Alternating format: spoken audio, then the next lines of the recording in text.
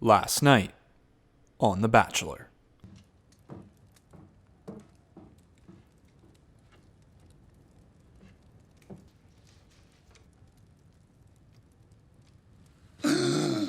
This week on The Bachelor brought us drama, action, romance, and, well, not really romance, but drama and lots of drama.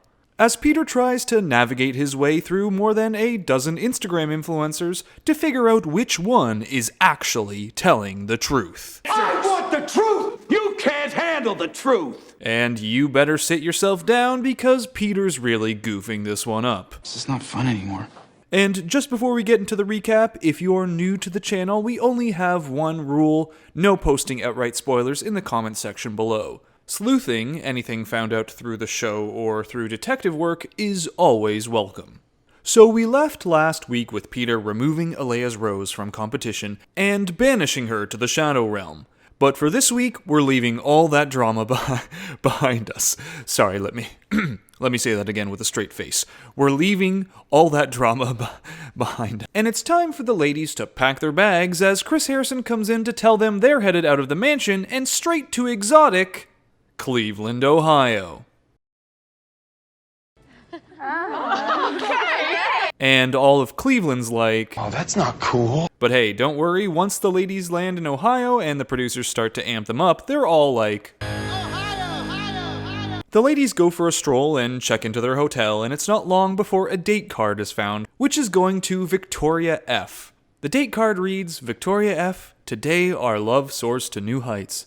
Also, please wear your runway outfit from 2 episodes ago. Thanks. Love, Peter. So Victoria heads out on her one-on-one and arrives at an airport, which is a complete shock to Victoria F, as she wasn't listening when Peter said he was a pilot a million times earlier. Are we skydiving? No, I can't. I'm not kidding. Wait, where have I seen this before? But seriously, Victoria is nervous, even if it's not skydiving and just a plane ride, because she's very afraid of heights, and this is, quote, something she'd normally never do, as you can tell from this picture of Victoria F skydiving from her Instagram page. But okay, people can still skydive even if they're afraid of heights, so we're going to put this all behind us and head into Cedar Point Amusement Park, where Victoria and Peter get the place to themselves. All alone. Definitely no ex-boyfriends. So Peter brings Victoria to this bungee shoot thing because he knows Victoria is afraid of heights and he enjoys torturing people. They blast off in the air and suddenly Victoria has been cured of her phobia. You kind of want to do it again? I kind of do. Can we do it one more time? One more time? But after their roller coaster ride of a date, Peter's got one more surprise for Victoria. A beautiful concert featuring country singer Chase Rice. And Peter knows Victoria loves country. She loves it a lot. She really loves it. Why? Because Victoria dated Chase Rice. Yep, that's her ex. That's them dancing to his song, and this is me cringing the whole time. So the concert ends, Chase and Peter exchange numbers because of course, while Victoria freaks the heck out in the background. Then Victoria states that Chase didn't want her to come on the show, which makes me think, wait a minute, were they dating when she was auditioning or asked to audition? Chase, however, has recently stated that him and Victoria were just a one-night thing, so maybe the term dating was used loosely. And what Chase has said kind of feels true based on how he reacts to Victoria when she pulls him aside. Yes, I can't, lie. No, don't. You know what I mean? I'm okay with that. Just be you. Sounds like a guy saying, cool, fine by me, we're not a thing, so cool, do whatever. Either way, Peter is oblivious. We could have Chase Rice singing at our wedding. Final thoughts, Woo! So Peter and Victoria move on to the dinner portion of their date, and Victoria needs to come clean about her whatever with Chase. Chase and I used to date. Yeah. Wait, what? She says she didn't tell him because she didn't want to ruin the moment, and then she gets up, which is a sure way to ruin the moment. And look, she says she doesn't have feelings for Chase, so what's the big deal, right? I mean, yeah, it's awkward, but have a laugh about it. If every time you ran into an ex out in the world you had a complete meltdown, life would be unbearable. Anyways, back at the hotel, the group date card arrives and everyone's name is on it except Kelsey's, which means she's going to be getting the next one-on-one, as we've arrived at the point in the show where we move from 2 group dates and a single one-on-one to 2 single dates and 1 group date. Alright though, let's head back to that one-on-one with Victoria, where she is now hiding in the corner. Peter rushes over to say, "What's the big deal?" and Victoria is afraid that Peter is going to be mad at her or something. I'm not mad at you for anything. You didn't do anything. Eventually, Peter coaxes her out of the corner with a rose and applauds her for being honest, despite the awkward situation. Will you not run in a corner this time? And accept this rose?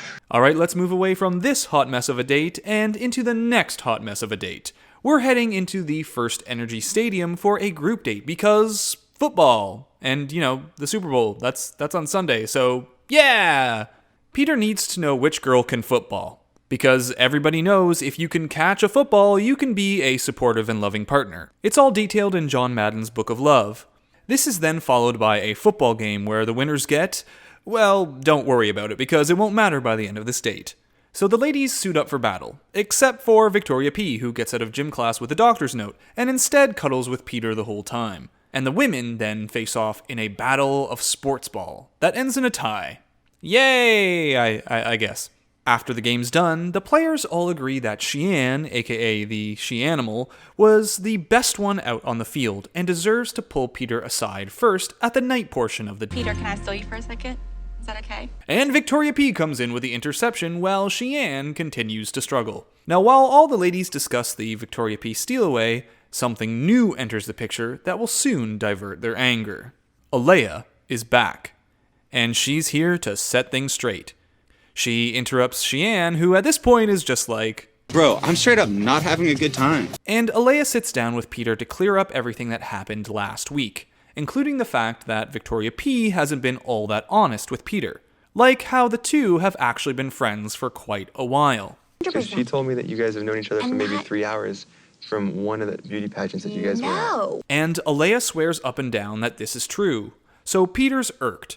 One of these women is not being honest with him. Of course, this now means it's time to sit down with Victoria P. Went to Vegas together and hung out. I honestly. Why did you tell me that you weren't friends with her then? Peter, look at me. The tears come out, no one knows what to believe, and Peter's like, "Please send help." Then they all meet. Victoria and Alea hug, and they sit down to talk this out. Victoria says she was just speaking her truth. Alea says it hurt her because none of the other women know her outside of the show, but Victoria does. And that makes it more hurtful and, oh no, she is not wiping away a tear for her while she says this. These pageant queens, they know how to play mind games. And Peter is shook. So naturally he goes off to ask the fish for help. Bring her back, Peter. Bring her back. The ocean has spoken. So while the other women wonder if they'll ever get time with Peter again, Peter sits down with Alea and tells her he made a mistake, and he wants her back in the competition.